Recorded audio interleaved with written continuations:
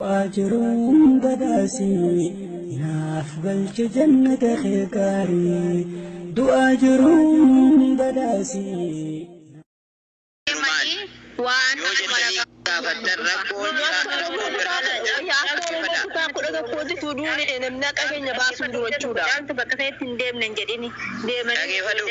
Rakko biraatu jira. Rakkoon jira biraa jiru kun hin afana mee jira. Inni dalagaa erge. Jaartiin isaa maaliif wabii darbitee reefka biyya erguuf kaati. Maallaqa isaa yoo ta'e maallaqa si yoo ta'e isaan kan fuudhee of biraa qabu. Kan biyya galchuudhaaf ka'e isaan kan dalagaa erge isaan lakkoofsi madaamii isaan bira jira. Mee jarri kaan maaliif wabii darbanii biiroo inni silaa itti dhiyaate akka dhiigummaatti akka lammummaatti dhaqee kana falmu isaani malee. Yusuf elaa dhugaara haqi mana sana hojiraata qarabbitu beekaami haqan beenu hundi keenya. Haqi soomana namicha sana ijaazaa sanaa jiraate ijoollee walitti sabasabee waame intalli kun amrii taateetti qottaa laalaa yaa jamaa booda nan gaafatina Oromoo intalli kun akkas akkasiisaa affananii ofii jalaati appulaansii waamanii ofii jalaati marammarsiisanii marmara malee firiijiin galulaa du'aan ijoo waa tokko baraasi namni hin beekne gaafa namni tokko du'ee jedhu lubbuun namaa bahee jedhu aayiskiriiniin marammarama aayiskiriinichi marammaramee waraqanni viidiyoo maasrajjaa hunda isaa lafa kahamee ka'ee maatii isheetii agalu jedhamee ka'ee akka isheen itti duute hundi isaa xaaraamee ka'eeti malee akkasiin firiijiin galu sijjammar aasan appulaansii mana namni kaasu hin jiru gaafa appulaansii naqee mana madaamii sanaa kaasu immoo meerree madaamiin meerree Oromoon meerree namni meerree uummanni kunariin akkamitti affaname yaa jamaa kaameraatu jira madaamiin to'atamuu qabdi madaamiin seera jala ooluu qabdi madaamiin maaliif seera jala noolle no madaamiin seera jala ooluu jaallatu kana mucaa dalagaa kana galche kana hunda immoo kana hojjechuu danda'u barre fiizaan isii jechuun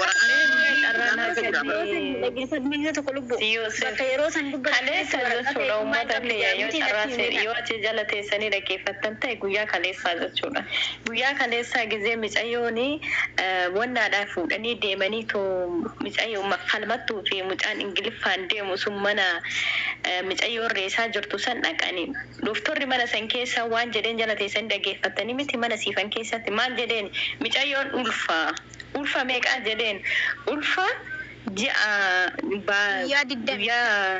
guyyaa 25 ulfa torbee 25 jedheen achi oggaanisayyoon dubbanne guyyaa 25 moo torbee 25 jedheen bulii 25 jedhan san okay ani sanis haa ta'u garuu micayyoon tun ulfa dhageettanii miti gurra keessanii dhageettan mana moo siifanitti illee siifan rabbii jedhee nagalchi jedhee tan erga dhingatti guyyaa micayyoon duutetti irraa jala taa'ee dhaggeeffadha namni kana hundaa godhuun jiru dhaggeeffadha tokko micayyoon ulfataanan ofi kaleessa kan imbaasii deemaa jirraa poolisa irraa fudhannee deemaa jirraa waraqaa ragaa mooyyuu kan ragaa sin barbaadanii haramaan ragaa sin barbaadanii poolisa irraa fudhadhaa jedhan egaa poolisa irraa ragaa kana nuuf fiduu hin deemne egaa dhugaashii barbaaduu hin deemne jarri kun maal gochuu deeman okay jarri kun deemanii yu achuu deemanii to dhugaa rabbii jechuudha achi deemanii isaan guyyaa muduu jaarsummaa taa'aa wala malee wanti isaan imbaasii deemanii wanti isaan gaafatan okay mucaa san argitan mee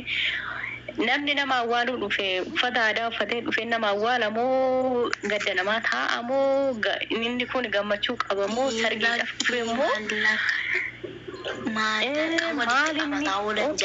ishi jarri kun kan ergaman addatti haqa baasaa jennee haqaaf ergame maal godha jarri sabboora maal biraa godha abdii maal biraa godha uummanni eengadda wajjin oola sun hundi maal biraa godha gaafin kiyya kana isaanii guyyaa muluu deemanii haqa micayyoo kana dhoksuudhaaf kan dhoksee isaanuma warruma Dubaay keessa jiru hundi isaanii warra tuulama bakkee buune arsii bakkee buunu eenyu bakkee buune waa'ee tuulamaa keessa jirani saroota kijiba hundi isaanii haqa micayyoo kana dhoksuudhaaf warra hojjete keessa nama tokko arsiisaa ta'u jimmasaa ta'u Oromoo kutaa kudha tokko haa ta'u shamarran jechuudha oduu arsii illee nu ajjeesu no isaan otoo kana boodallee dhaggeeffadha micayyoon amal altuun achi keessa jirtu falmattu eebeliyyoo jedhu sun illee torbee qabirii kamefiiti ishii jechuudha wallaahi kan osoo ishiin laaltu mormarraa buusan kaleessa ofii of hin ajjeefnee jettee kan miidiyaa nama kuma tokko meeqarratti dubbatte har'a ofirraa soorii keekkatti jettee dubbatte intalti saree Lakki bara ofaaraa kan nama garramu nama mana godhe malee ani kun nagarrame ani jaba baasuu isaaniiti barra ani jaba baasuu isaaniiti namni suuraan tokko hin jiru viidiyoon tokko hin jiru namni okee haadha fabbaadhaa viidiyoo saniin ergu afaan isaan dhufanii miidiyaa addunyaa gubbaatti dubbataa jiran karaa tokkoon yeroo dhugaan gabbaatti karaa tokkoon affanaa jiran. maal akka gochaa jiran abdiin dalagaa erge jiran abdiin eega dalagaa erge yoo mucaan mana madaamii duute madaamiin rakkoo mana kootti dhalatee jira mucaan ati natti ergite hin duute jetti miti eegasi abdiin uummata oromoo waliin sabasabee kunooti akkana duute jedhee lakkoofsa sii poolisii kenne achi keessaa dhaqee reefka sana maaliif uummata wajjin hin baasin hayyee maan baasin namni qaama seeraa dhiyaatu namicha biyyi wajjin jiraatu fi abdii kana malee namni tokko illee hin jiru itti gaafataman isaan kana lamaan namni tokko tokko namni tokko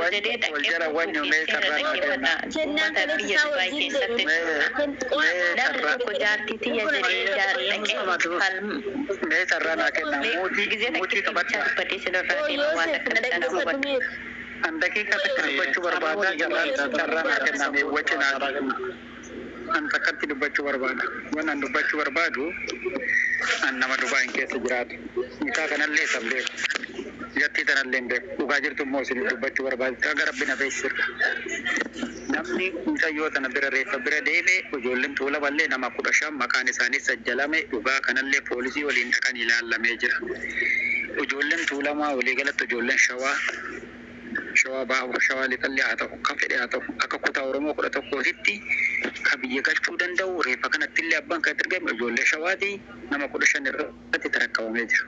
Kanarratti immoo miidhaan tokko mucayyoo kanarra ga'e ilmi namaa akka ta'u taate ishaaraan irratti qabama hin ka'a dhugaa mucayyoo ni baate. Amma kan isinirraa eegama sirraa wal nyaatu miti namni 15 kun immoo maallaqa nyaatee dhugaa mucayyoo tanaa dhorsee jechuulleen soba. Kana wanni beeku.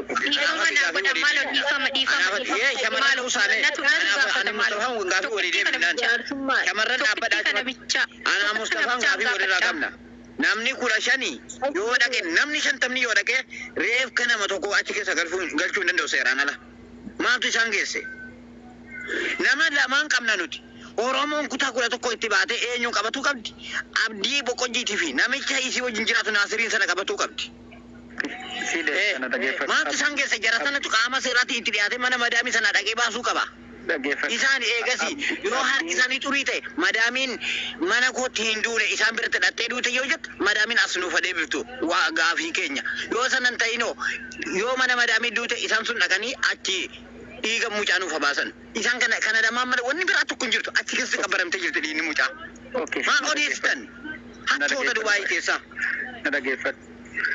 mucayyoo tana namoonni namni 15 qabatamee mucayyoo namni 15 kun namni qabatamee dhaqee mana siifan keessatti gizee deemtanii dubbatina jedhanii mana mucayyoo akkasitti mana yaalaa dhaqanii manni yaalaa akkasitti mucayyoo tokko garaatti jedhamee viidiyoo nama ingilifa beekuu dhaggeeffatu mucaan ofiin ajjeefne jedhamee ragaan bahamu namni taa'ee dhaggeeffachaa jiru har'a maaliif wal ijaartanii dhuftan ija aannan gootanii nulsoomina jaraan Ijaarsa sin deemaa jirti. Yoo dhugaa dubbii baasuu barbaadan warri Dubaay jirtan warri dhugaa dubbii harki keessan xuriin qabaatiin maal gochuu qabdan? Abdii fuula mana seeraa dhiyeessa. Naasirii mana seeraa dhiyeessa. Kana barbaadan nuti achitti nuuf qorataman. Eegasii mana madaamiin waa keessan lakkoofsa madaamiin nuuf kennanii mana madaamii haadha qaba.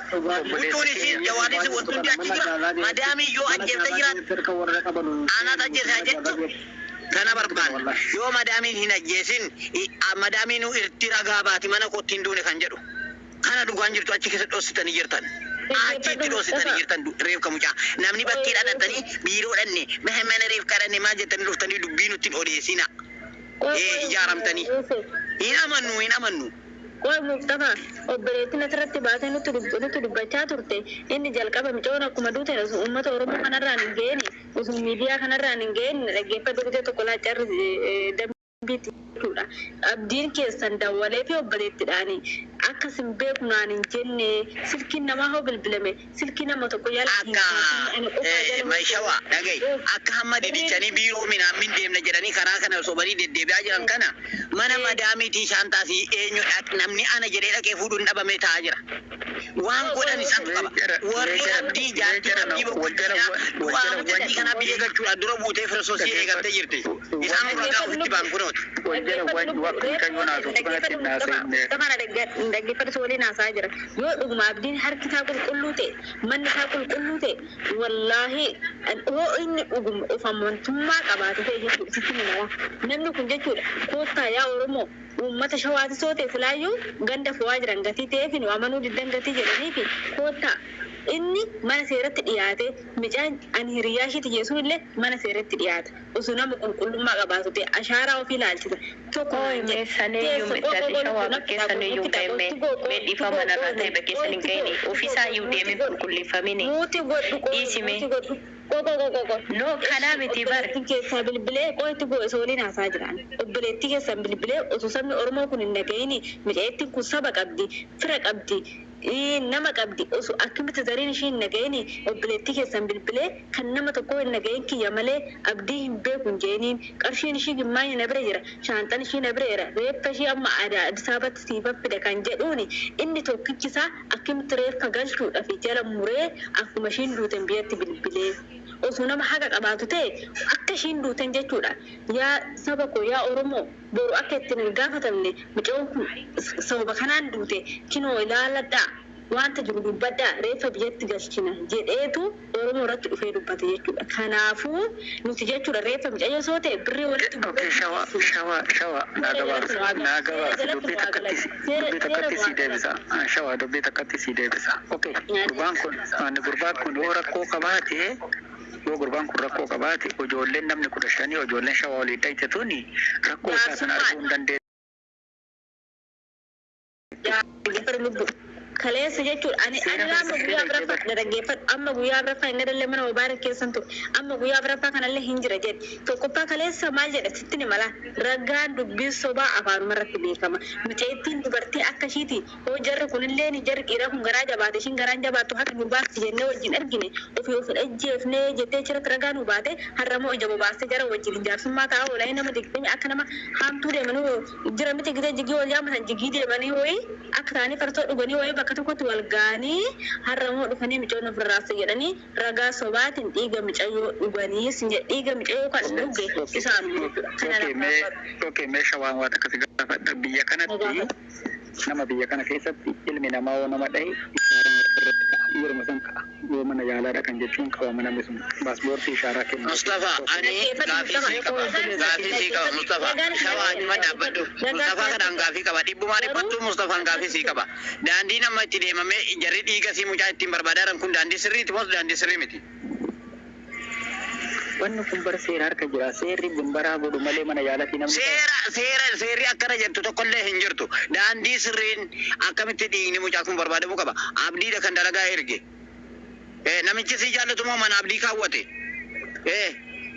abdiin osoo mucaan kun rakkoon isiirra mucaan kun mana madaamii keessatti rakkoo fiddee madaamiin abdii qabatti har'a immoo mucaan kun rakkoo mana madaamii keessatti irra qabee jira madaamiin itti dawwaltee himteetti jedhee dhufee hawaasa Oromootti mee hawaasa Oromoo kana walitti qabatee dhaqee dhiiga mucaa barbaaduu qaba moo asumaan eessa kan dubbiin barbaadamtu lakkoofsi madaamii isa bira jira mootummaatti kennee mana madaamii kana keessa namni dhaqee ilaammaatti jawaala sii fuudhee jira uccuu sii fuudhee jira fattashaa wayii achitti godhame jira qorannoon achitti gaggeeffame jira mana madaamii sanatti madaamiin sun seeratti dhiyaattee jirti mana madaamiitti biyya kam jirta seera biyya kanaa beektaati. Mbekne. Biyya kana qabe afaan kee seera biyya kanaa ani seera biyya kanaa namichi kiyya niitiin kiyyallee poolisiidha sirritti ittiin beeka. Organama seera biyya kanaa yoo ta'e ani warra kun akka ilmoo isaatitti jechaadha. Achi keessa Dubaay keessa jirra jechaadha. Abu Dhabi keessa isayyuu. Seera biyya kanaa jedhee biyya sana jiraate wayinatti himtaayi. Biyya sana jiraachuu dhabuu kootu akkana na godhe. Warra bilqaba har'a nama meetii qabatee dhiiga wal fuudhaniiti. Warra jireenya meetii irra baatee loliniiti. Moo'imee utuulee naa dubbatu. Utuulee naa dubbatu. Maayikoo callisnee utuulee naa dubbatu. Rabbi jedhee Mustafaa gaafadhaan jechuudha. Mustafaa seera biyya kanaati jettee miti. Seera biyya kanaa eega ta'ee mucaan jaartii tiyya jedhee dhaqee farramee jedhe biyya kana keessatti biyya seerri shariyaa ittiin bultu. Akkamitti waraqaa tokko malee waraqaa ragaa tokko malee jaartii tiyya jedhee dhaqee farrama. Kana tokko namni biyya kana keessatti jaartii tiyya jedhee farramuun isaa yoo waraqaatiin wal fuudhan callaa qabaate malee seera biyya kanaatitti namni tokko dharaan ka'ee jaartii tiyya jedhee dhaqee jaartii tiyya jedhee dubbannaan sigalee wanjaala guddaadha. Maaliif biyya kanatti haraamni dhorkadha. Haraamni ilmoon haraama yookiin immoo namni haraama walitti deemu biyya kana keessatti baay'ee badaa akka ta'e asumaan beeke. Akkamitti inni dhaqeetu jaartii tiyya jedhee tanan galchuu barbaade jedhe mucaanii hoo jedha kan sinitti ulfaatu ay kabdaachuu minde kijibna kanaa kun maaliif barbaachise yaa ummata maaliif barbaachise biyya kanatti dubartii takka ni abbaan irraa qabu federaala irraa poolisii irraa dhaatee federaalii dhahee biyya kanatti warqeef malee niitii tiyya jechuun hin danda'u. Isaan immoo jaartii tiyya jedhee mucaanii jedharri. Kuni atillee haasaa dhageette malee kun qabatamaa waan ta'e gadi bahee miti. Onlaayinii namaan gadi. Haasaa miti bara obboleessa kiyya waan ani wajjin dhageenya jettee